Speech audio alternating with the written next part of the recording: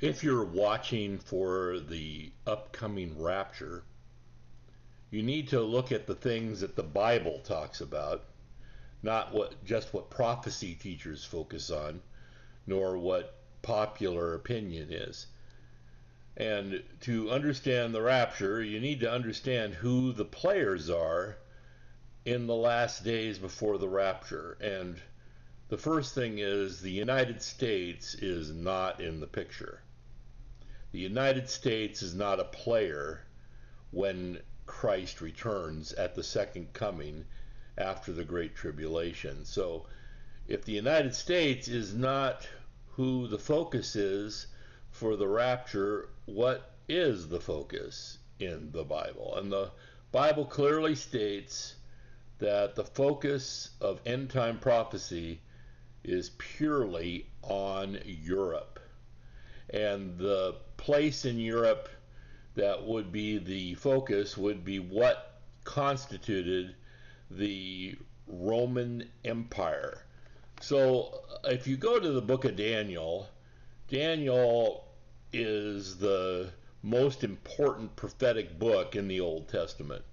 And Daniel clearly lays out all the time frames, it's the place where we understand about the Antichrist, where we understand about the 7-year Great Tribulation period, but it also lays out the players, and that begins with the kingdom that took Israel into exile, which caused Daniel to be placed on the court of the Babylonian king, King Nebuchadnezzar, because he was a part of the royal family.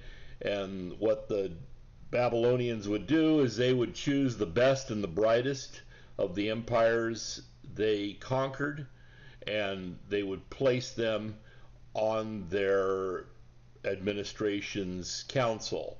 And so Daniel was one of the young men from Israel that was chosen to serve on Nebuchadnezzar's council. And immediately God gives him favor by being able to deduce a dream that King Nebuchadnezzar has that no one from his team that are the supposed high-ranking supernatural advisors, the soothsayers and the magi, they are unable to interpret his dream. And to make it even more difficult, King Nebuchadnezzar makes it important that if you are to interpret my dream, you have to be able to tell me what my dream was.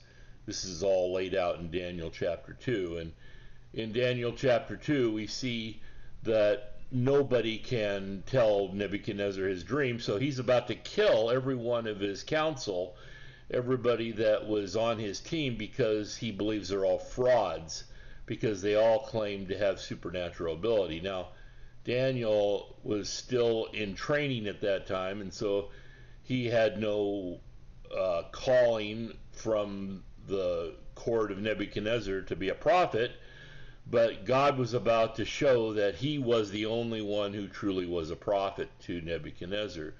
And so the king calls for all his advisors to be slaughtered, and so they send the soldiers to all the homes of the advisors to bring them for the capital punishment. And when they get to Daniel's door, Daniel has no idea what's going on, and he and his friends, the 3 other friends from Jerusalem who were put on the council for Nebuchadnezzar, we know them as Shadrach, Meshach, and Abednego, they are all in the room with him, and the soldiers come in, and he asks what's going on, and they say, well, we're here to arrest you, you are to be put to death. And he asks, why? What have I done? And he says, well, everyone on Nebuchadnezzar's team could not tell him his dream nor interpret it. And Daniel pleads with the soldiers to tell Nebuchadnezzar that if he would give him 24 hours, that he would be able to tell him the dream and give him the interpretation. And so the soldier takes that back to Nebuchadnezzar, and Nebuchadnezzar agrees. So Daniel, not ever having interpreted dreams before, nor knowing that he was called to be a prophet, he and his 3 friends have a night of prayer, praying that the Lord would reveal to Daniel the dream and the interpretation of the dream. And why this is important is the dream is actually a prophecy of the future. And it lays out all the kingdoms of the world until the second coming of Christ. So Daniel tells Nebuchadnezzar, in your dream, you saw this statue that was very tall, and it had a head of gold. It had shoulders that were made out of silver. It had loins, a waist made out of brass, and it had legs made out of iron, and it had feet that were mixed with iron and clay. And so this was shocking to Nebuchadnezzar, because that's exactly what he saw in his dream. And the very fact that no one else could tell him what his dream was shows us that the devil cannot read our minds, because if the devil could read the thoughts of Nebuchadnezzar, he certainly would have revealed to his satanic servants who were serving on the board of Nebuchadnezzar's team what the dream was. And that also shows us that on the council and board of every government on earth, there are people there who are true servants of Satan, who can see into the satanic realm and have some gifts given to them by Satan. But these gifts do not allow them to know the thoughts of people. And so this is something that Satan cannot do. So anyway, Daniel interprets the dream as having 4 kingdoms are being prophesied that are coming up.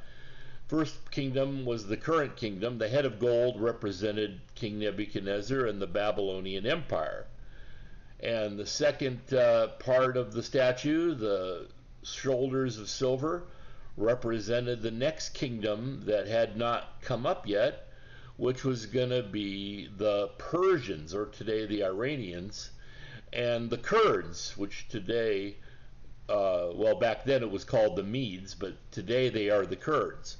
So the Kurds and the Iranians were the next empire, and sure enough, King Cyrus was going to be the next ruler after the kingdom of Babylon, and he was from Iran or Persia.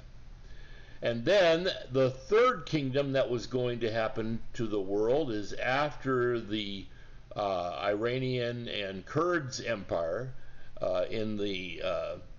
after the fall of them, we were going to have this empire made out of brass, and that represented the next empire, which was the Grecian Empire. And so the Grecian Empire was the loins and the waist. And then finally we had the legs of iron, and the legs of iron represent the Roman Empire. Now the thing about the Roman Empire is it never fell. It just broke into smaller parts, and that's what the feet were, mixed with clay and with iron, is that the Roman Empire just turned into all these different nations all over the world. And once again, we read in Revelation chapter 13, that this Roman Empire is going to be revived back into its empire status at the end of time when the Antichrist is revealed. And so this is obviously centered out of Rome, which is in Europe and not any other part of the world. Now, the empire that is this revived Roman Empire includes all the previous empires, because in Revelation 13 it shows that this empire is not only the fourth beast, the fourth king, the fourth empire, but it also has the parts of the previous empires, the Greeks, the Persians, and the Babylonians. So all the nations involved in those previous empires are part of this new revived Roman Empire. So another thing about this dream that we learn is that God holds different governments, different types of governments, in different value.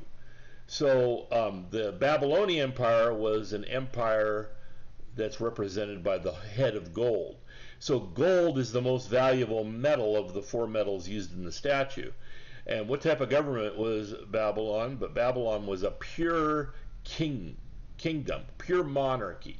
The king was the leader, and whatever he said went.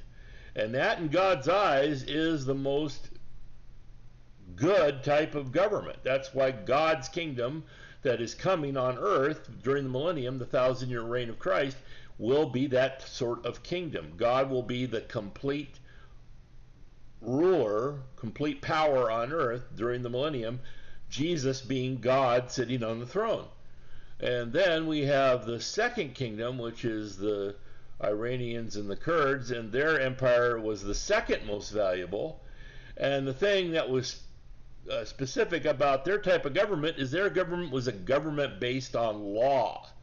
And we see that in the book of Esther, when the king is going to try to choose a new wife because his wife disobeys him, but he is forced to go by the laws of the Medes and the Persians. And so that was the weakness for that sort of government, that whatever laws they had put into place, even the king had to fulfill those laws. So even though that would seem to be a logical choice, in God's eyes it's a weaker form of government and not as valuable. The third kingdom, the Greek kingdom, well, that was a kingdom that was based on philosophy and intelligence, and whoever was the wisest would make the decisions. And everyone in this modern age thinks that would be the greatest kingdom, but it wasn't. And the reason why, it limited what the king could do. It limited what the government could do, for they had to use the wisdom of their advisors, their philosophers. And so God looks at that as an even weaker form of government, because man's wisdom is so limited. We can only really trust God's wisdom, the Bible. And so many pastors and so many churches, they no longer trust the Bible 100%. They trust man's wisdom over the Bible. And finally, the fourth kingdom was the Roman Empire, which extends all the way into modern times, according to the Bible. And the Roman Empire was based purely on government by power, by the military. And so, the saying was in the Roman Empire, peace by superior firepower. So the Roman Empire could destroy you. That's why you must do what they say. And if you think about it, that has been the rule of law for the past 2,000 years. Whatever country had the most superior army that could rule the world by force, they were the ones who were the superpower, and the United States being the current superpower. And so that is the weakest form of government in God's eyes, but there's an even weaker one, because the feet, the ones that are left over from the Roman Empire, are mixed with clay. And that's what causes the statue to get destroyed at the end of the dream by Nebuchadnezzar. A big rock comes out of the sky and hits the feet, causing the feet to be destroyed, causing the statue to topple over. And so the feet mixed with iron and clay, the clay represents democracy. And that is the truly weakest form of government in God's eyes, because men are so fickle. And if you let democracy rule you, people are going to choose foolish things in their elections. And we only have to look to our last election to see that is actually true.